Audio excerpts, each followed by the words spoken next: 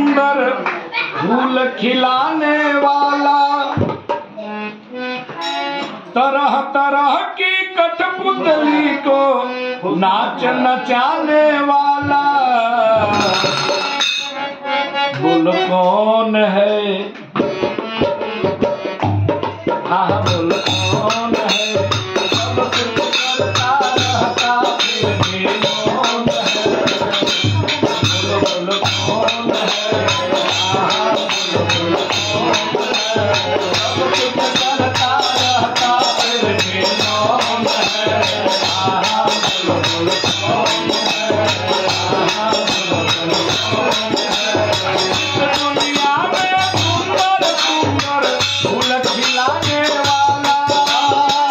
दुनिया में सुंदर सुंदर फूल खिलाने वाला, तरह तरह की कठपुतली को नाच नचाने वाला, तरह तरह के कठपुतली को नाच नचाने वाला, कौन